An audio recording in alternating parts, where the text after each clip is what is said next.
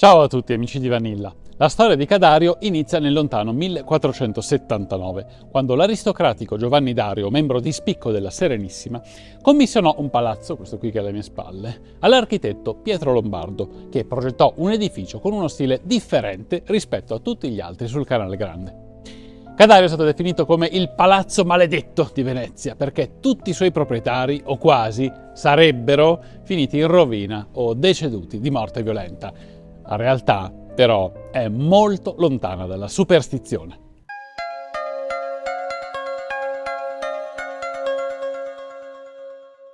L'edificio venne commissionato dal Dario con in mente la figlia Marietta, una ricca dote per la donna, promessa sposa di Vincenzo Barbaro, mercante di spezie, proprietario di un grande palazzo nel sestiere San Marco.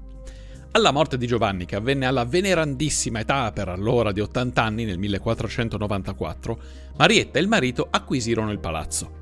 Di loro non si hanno particolari notizie sino al 1514, quando Marietta, nata nel 1475 e madre di 3 figli, Gasparo, Giacomo e Giovanni, morì per cause naturali a 39 anni. Oggi ci sembra giovanissima, ma era un'età comune per l'epoca. La famiglia Barbaro Dario, che leggenda vede caduta in disgrazia con Marietta suicida nel Canal Grande e Vincenzo accoltellato, era tutto fuorché in miseria. La stessa Cadario, allora nuovissimo palazzo sul Canal Grande, veniva data in affitto a 59 ducati annui, insieme ad altri palazzi, fra cui alcuni edifici in zona Rialto. Tra il 1515 e il 1516 Marin Sanudo il Giovane registrò che il palazzo era addirittura sede dell'ambasciatore turco, forse la sede di uno stato estero più importante in quell'epoca di scontri fra la Repubblica di Venezia e l'impero ottomano.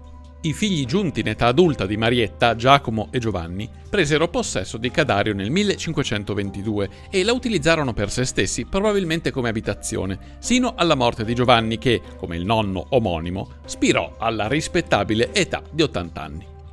Dopo Giovanni, i Barbaro furono felici proprietari dello splendido palazzo sino al 1659, senza delitti o misteri da raccontare. Tale Giacomo Barbaro, lontano discendente e non come erroneamente indicato su molti siti il figlio di Marietta e Vincenzo, era provveditore presso il territorio del Ducato di Candia, la Creta veneziana, nella metà del XVII secolo. Gli ottomani stavano attaccando la città di Sittia e il generale dell'isola decise di spedire Barbaro e altri combattenti a contrastare gli assalitori. Barbaro morì in combattimento, come riportato nella Storia veneta di Alessandro Maria Vianoli, un episodio ovviamente comune durante una guerra. Leggenda però vuole i veneziani tanto impressionati dalla morte di Giacomo da anagrammare l'iscrizione del palazzo da Urbis Genio Ioannes Darius a Sub ruina insidiosa genero, in latino io genero, sotto una insidiosa rovina. La famiglia Barbaro continuò a possedere il palazzo sino all'inizio del XIX secolo e anche in questo periodo non si segnalano particolari assassini o morti tragiche. Il primo acquirente extrafamiliare di Cadario fu Arbit Abdol in una data non meglio precisata all'inizio del XIX secolo. Leggenda vuole il mercante armeno morto in miseria, ma la realtà storica è diversa.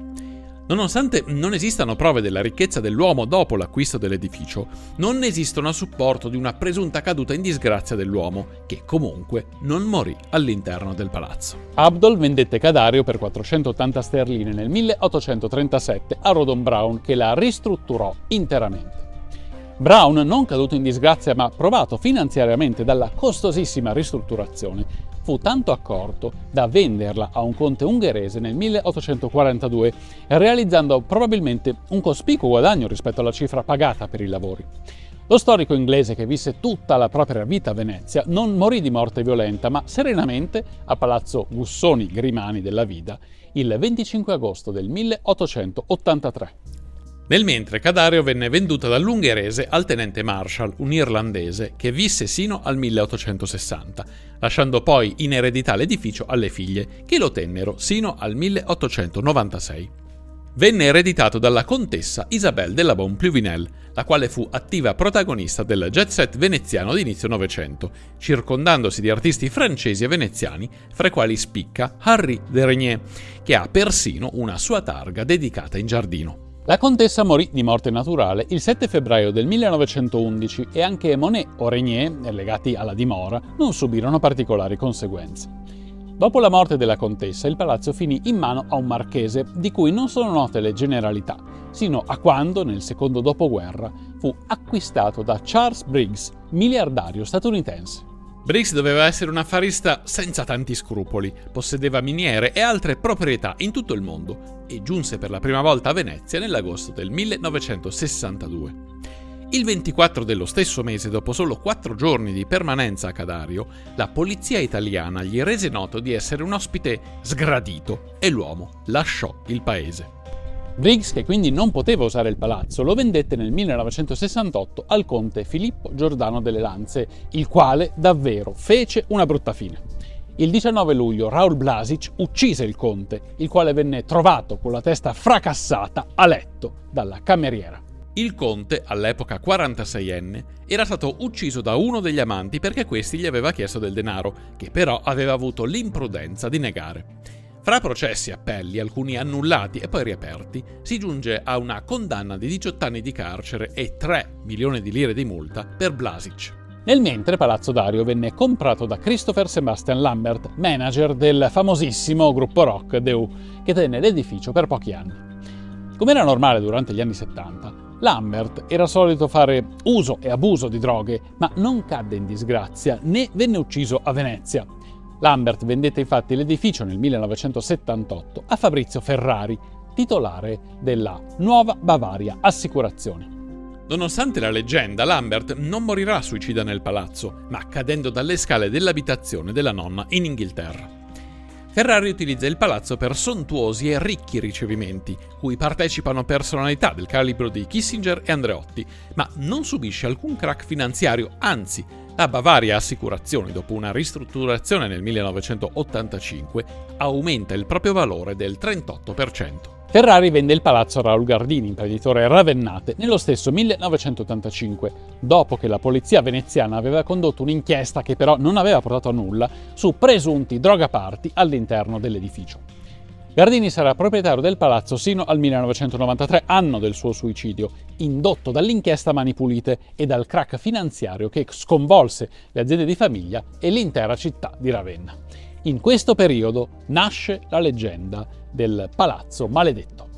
Gardini era un affarista esperto, leader del gruppo Ferruzzi e di una famiglia di industriali italiani fra le principali di quel periodo.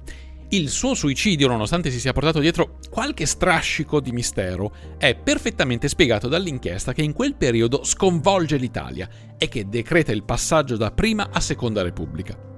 Gardini, peraltro, non si suicida a Cadario, ma a Milano, e il Palazzo Veneto ha poco a che spartire con la morte del tycoon romagnolo. Dopo la morte del padre, l'erede Elisabetta Gardini Ferruzzi vende Cadario nel 2006 a una società statunitense che lo acquista in nome di un ignoto acquirente. Nel corso dei suoi quasi 6 secoli di storia, un solo proprietario è stato ucciso all'interno del palazzo su decine e decine di legittimi eredi o acquirenti che ne hanno avuto la disponibilità. Parlare di Palazzo Maledetto di Venezia è quindi decisamente esagerato. Il testo per questo video l'ho scritto a partire dalle ricerche di Davide Busato, storico, autore e professore veneziano. Abbiamo la fortuna di averlo qui con noi che ci spiega un po' la genesi della leggenda nera di Cadario. Ho la fortuna di essere qui con Davide Busato, che è l'autore della ricerca su Cadario, e ci parla e ci spiegherà perché secondo te, Davide, si è creata questa leggenda di Cadario, ecco.